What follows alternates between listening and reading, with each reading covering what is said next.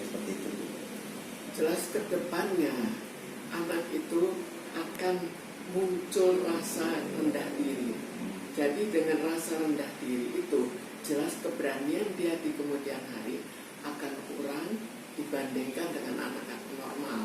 Kecuali jika kebetulan dia mempunyai suatu misalnya kekuatan khusus, maka dia akan menjadi lebih bandel. Tapi kalau punya kekuatan khusus, maka tidak akan sampai terjadi bully. Jadi kalau sudah dibully-bully itu kita bisa bayangkan bahwa kekuatannya untuk memperdebatkan juga kurang. Dengan kekuatan yang kurang, akhirnya terjadi rendah diri yang lebih besar karena dia sering dibully-bully dan ternyata dia juga dibully, satu membully akhirnya yang lain ikut-ikutan. Jadi ada rasa takut, bukan hanya bahwa dia dibully akhirnya takut, tapi bully itu mempunyai dampak tambahan. Dibully oleh satu orang kemudian diikuti oleh orang-orang lain. Jelas ini trauma tersendiri untuk dirinya. Sekarang kita lihat terjadinya sejak usia kapan.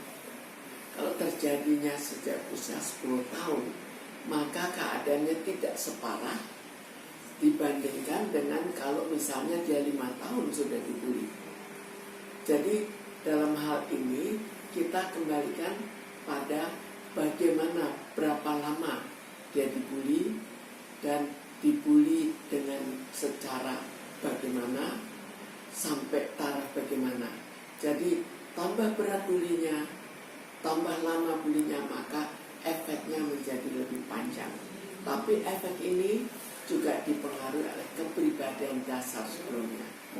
Jika kepribadiannya cukup baik, maka akan bisa kembali dengan lebih mudah dibandingkan jika dia sebelumnya sudah misalnya diejek-ejek di dalam keluarga. Walaupun mungkin tidak sampai dibully, tapi ejekan membuat bahwa dirinya kurang percaya diri, kemudian akhirnya dibully akan membuat keadaan menjadi lebih parah. Dan untuk memperbaiki juga membutuhkan waktu yang lebih lama jika dibulinya untuk waktu yang cukup lama. Dampaknya jelas akan ada. Tinggal dampaknya ke arah mana. Ke arah dia merasa rendah diri, maka nantinya juga di kemudian hari dalam karirnya juga akan lebih sulit, dan dalam kebahagiaannya juga otomatis lebih sulit. Tapi bisa juga dia malah menjadi anak yang bandel di kemudian hari karena dia melakukan suatu kompensasi, overkompensasi. Tapi biasanya kalau sudah dibully oleh banyak anak, maka otomatis lebih cenderung untuk merasa rendah diri yang lebih menetap.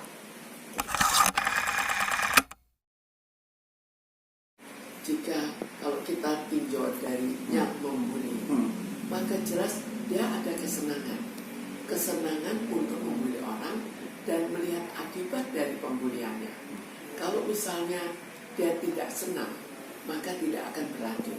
Jadi kesenangan melihat orang lain misalnya, dia menangis karena bully-bulinya, merasa bahwa dirinya mempunyai suatu kekuatan lebih daripada anak itu.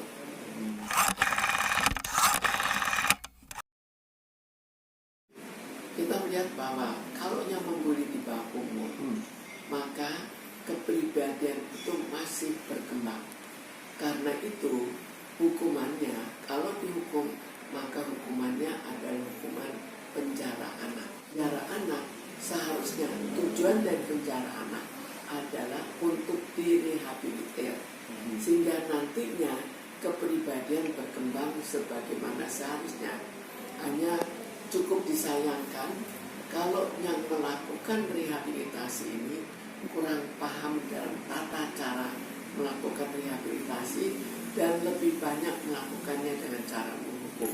Maka target menghukum itu sebetulnya tidak tercapai, karena target menghukum adalah untuk memperbaiki kepribadiannya, sehingga kepribadiannya di kemudian hari akan tumbuh kembang sebagaimana seharusnya. Tuhan jelas ada suatu peran, kita tidak tahu di mana, tapi senang membuli.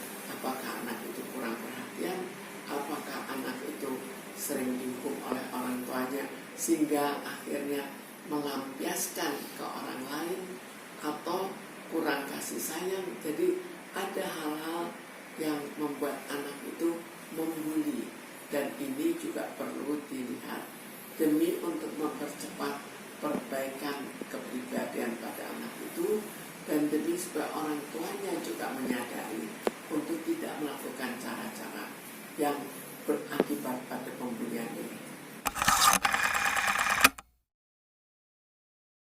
Dua-duanya mirip-mirip juga, dua-duanya mempengaruhi kepribadian.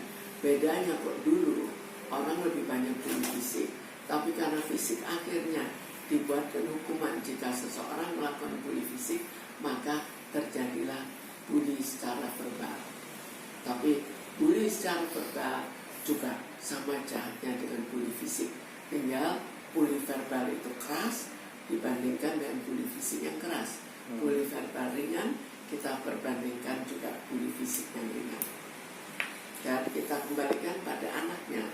Kalau anaknya demikian lemah sehingga bully fisik itu mempunyai pengaruh yang besar, maka hubungan dengan kepribadian itu juga beratnya pada bully fisik. Jika anak itu cukup berani, maka bully pada verbal itu pengaruhnya lebih kecil dibandingkan dengan orang lain yang kemampuan verbal